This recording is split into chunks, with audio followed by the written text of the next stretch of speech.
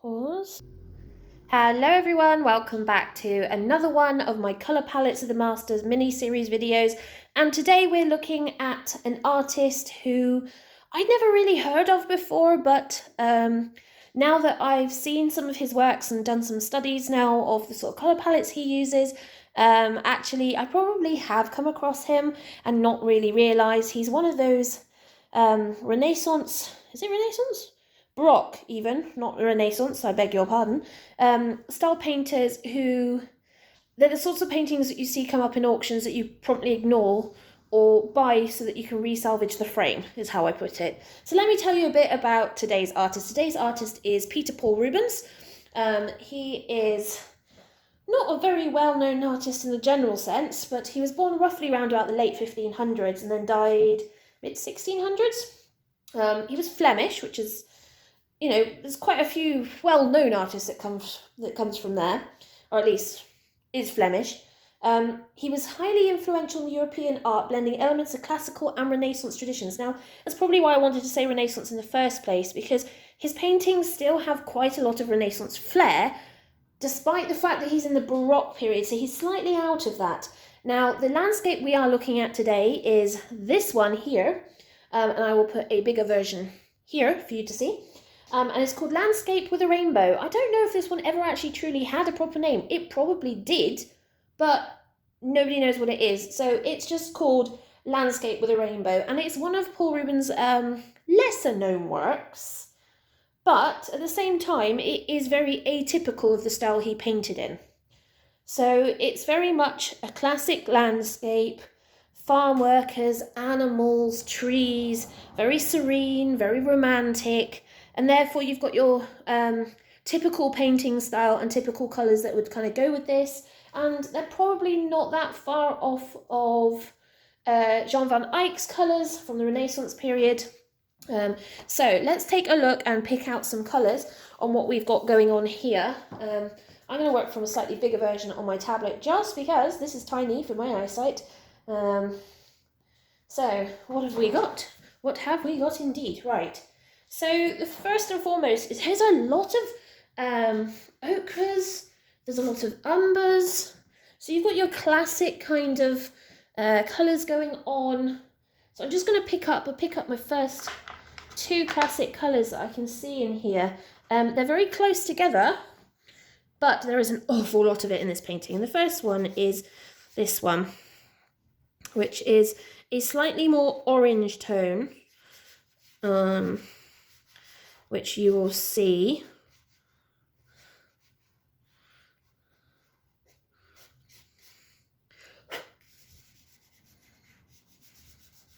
So there's our orange tone, kind of golden, earthy tones. And he did use a lot of this, as you can see in the painting, for the ground, the hay, the animals. And he also used a lot more real pure ochre, which is more of this yellow colour like this, which is richer, but not the same. It's a lot more yellow than the oranger tone one that we just had. So very similar, but not at the same time. You can see as soon as I put the two together, you can see the difference between the two of them.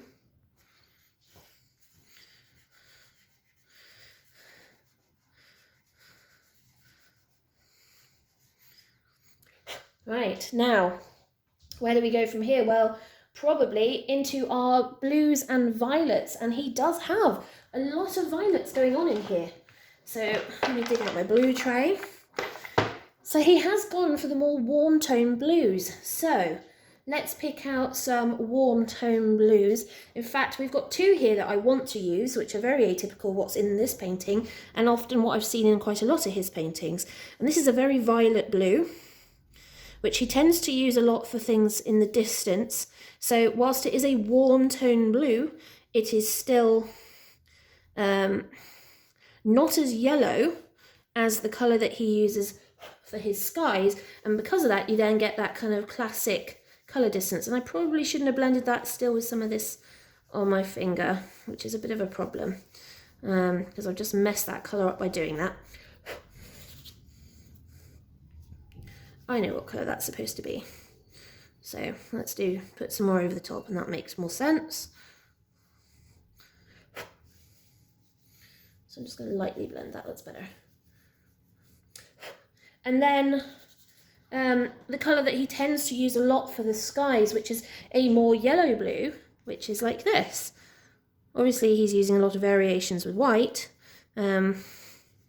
However, these are the two very classic blues that he uses. One for distant hills and mountains and anything that needs to be in the distance, and is slightly cooler than this one, which is what he likes to use for his sky elements. You know, that classic romantic, beautiful blue sky that we all love to see.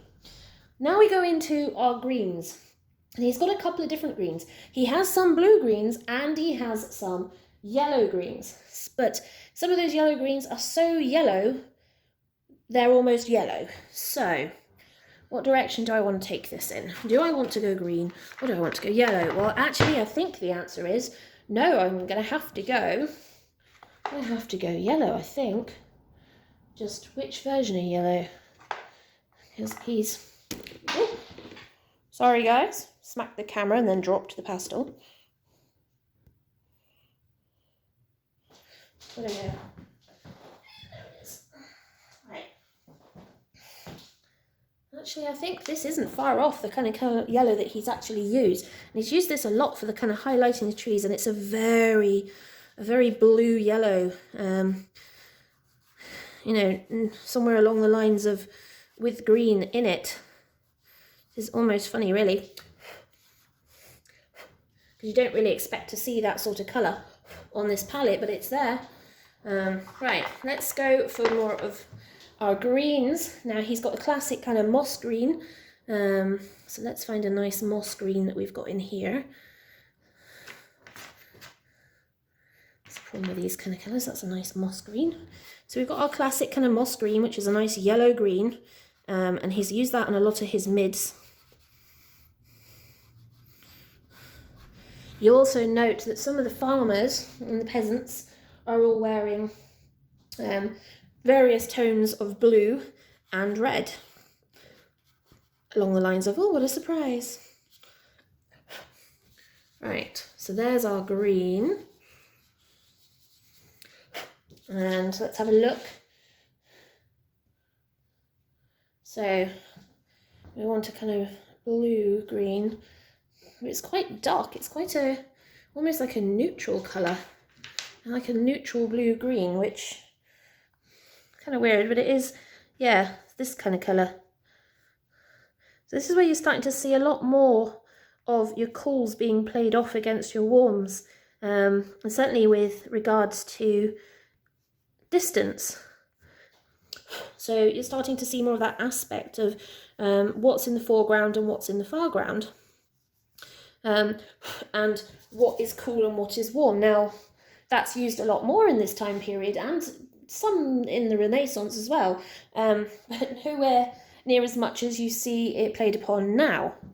So, funnily enough, our next colour is another favourite of ours and crops up all the time, and that is our really rich dark red brown,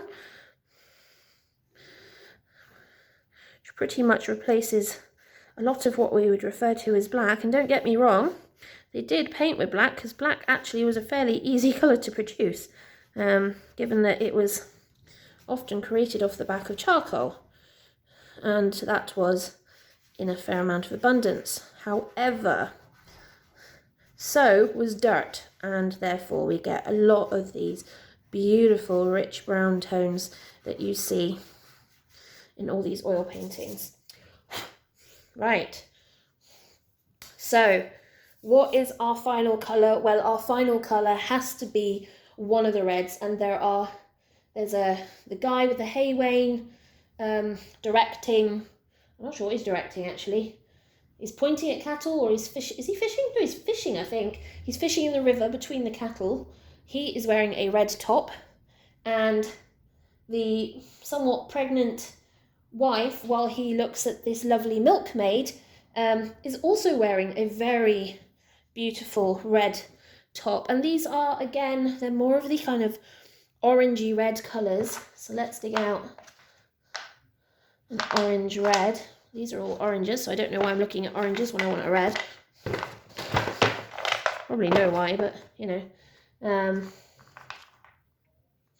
they're quite a warm tone, so we're going to go for this. You can see how warm that is in contrast to our brown and the rest of our colours.